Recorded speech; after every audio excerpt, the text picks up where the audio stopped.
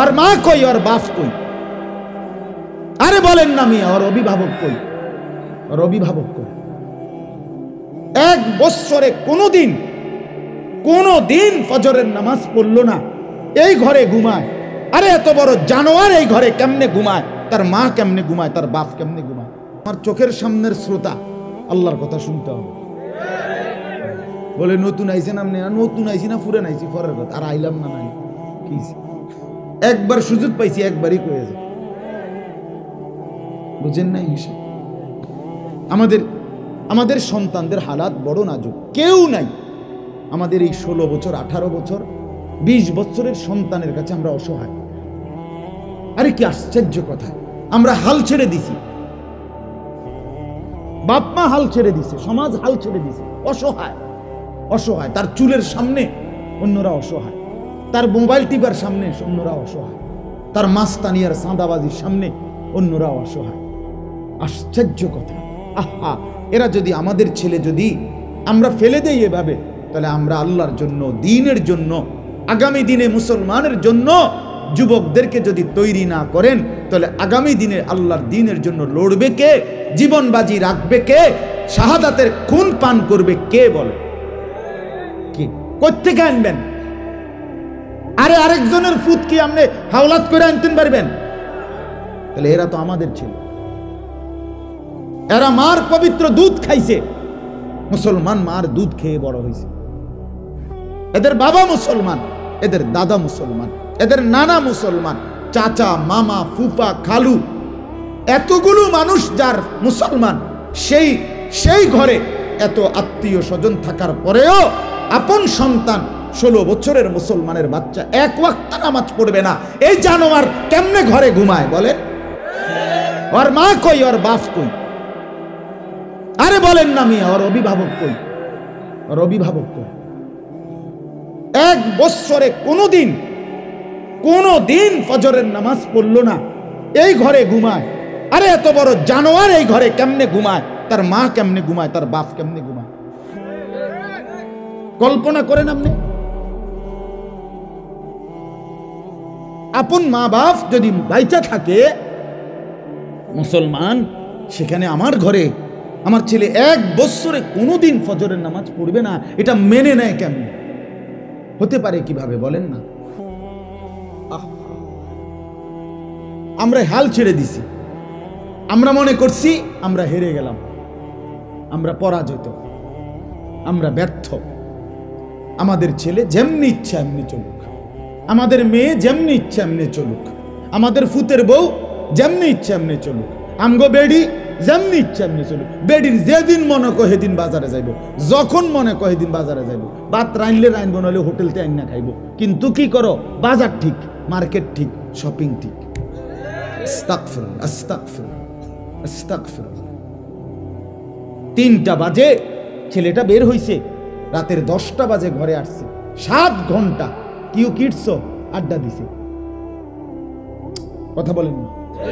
7 ঘন্টা মুসলমানের বাচ্চা আড্ডা দেয় কেমনে? তুই কি আড্ডা দিছ বাপ? 7 ঘন্টা কি করছো আমারে বল? আহা, এটা কথা হইল কোনো? এই ছেলের আসরের নামাজ কই? এর মাগরিব কোথায়? এর এশার নামাজ কোথায়? এর মা যে ভাত দিচ্ছে জিজ্ঞাসা করলো না যে বাপ আসর কই পড়ছো, মাগরিব কই পড়েছো, এশার নামাজ কই পড়ছো? হ্যাঁ, আমার 42 বছরের জীবনে আমার 4টা সন্তান আছে, আমার মা এখনো বেঁচে আছে, 70-এর উপরে বয়স, মার বাবা নাই। খোদার কসম, এখনো মা আমারে প্রতিনিয়ত জিজ্ঞাসা করে বাপ নামাজ পড়ছো না? এখনো জিজ্ঞাসা।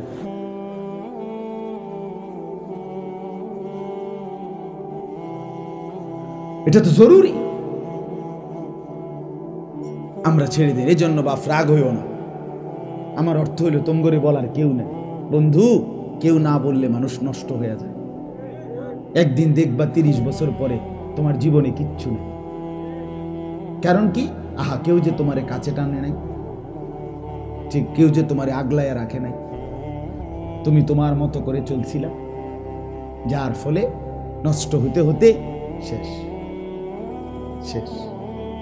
অসংখ্য অসংখ্য যুবক যুবতী প্রতিনিয়ত নিজের খেয়াল খুশি মতো যারা চলে শেষ পর্যন্ত নষ্ট হয়ে যায়, ফালতু হয়ে যায়, একেবারেই অকেজো অচল হয়ে যায়। না চরিত্র থাকে, না শরীর থাকে, না যৌবন থাকে, না কোনো বুদ্ধি বিবেচনা থাকে, কিচ্ছু থাকে। এজন্য আমার অনুরোধ, আমি এক কথার ফেরিওয়ালা, সারাদিন এ কথা বলি যে সমবয়সীর লোকে চল্লা ভাইয়া জীবনটা ভালো রাখতে পারত না। আমার এই কথা ছেলেরা মনে রেখো, মানে তোমার সমান্য, তোমার সমান্যার লগে চললে তুমি ভালো থাকতে পারত, ওই থাকতে দিবে না তোমার। তোমার মোবাইল নাই, হেইতে হেইতের মোবাইল দিয়ে তোমারে উলঙ্গ ছবি দেখাইয়া নষ্ট করবে। তুমি প্রেম করার জন্য মাইয়া খুঁজা পাও না, হেতে টোয়া দিব তোমার। হ্যাঁ, তুমি নষ্ট হওয়ার জন্য সে তোমারে খুঁজে দিবে। মদের আড্ডা তুমি চিনো না, ওই ব্যবস্থা করে দিবে। জুয়ার আড্ডা তুমি চিনো না, ওই ব্যবস্থা করে দিবে।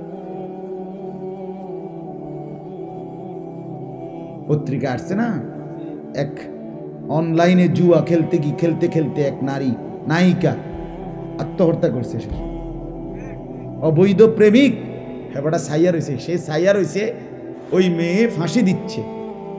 সে বলতে এই কয়দিন হয়েছে, এরপরে সেই প্রেমিক এখন বলে কি, যে আমি দেখতেছি সে ফাঁসি দিচ্ছে, আমি মনে করছি এমনি এমনি দেন, এল্লাই ধরছে। কত বড় জানোয়ার, চিন্তা করছেন? কত বড় নৃশংস মানুষ।